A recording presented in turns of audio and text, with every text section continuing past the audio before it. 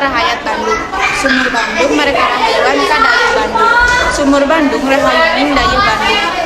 Bandung 25 Mei 1811. Raden Adipati Wiranata Kusumah II.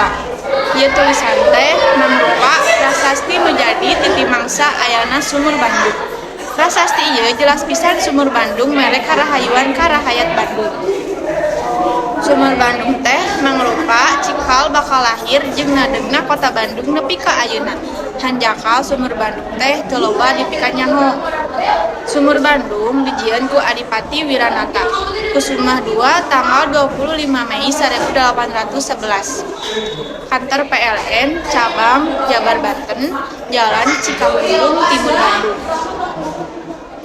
Sajarahna Sumur Bandung saur sesepuh nyaeta Pangkus Kusnadi.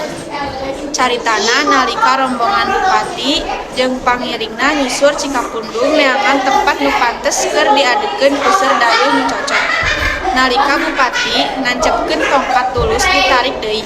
Titilas tongkat eta keluar cai.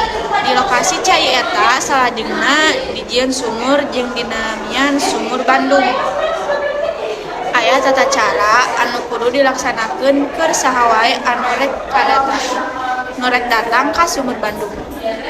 Awak kudu dina kaayaan bersih atawa gaduh-duduh.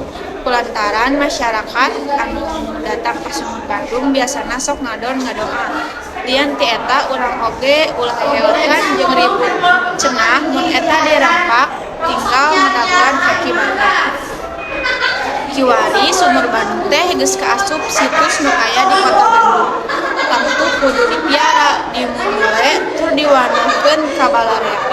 Ieu hal teh luyu jeung peraturan di daerah atawa Perda Jawa Barat ngeunaan nilai sajarah dan benda kepurbakalaan.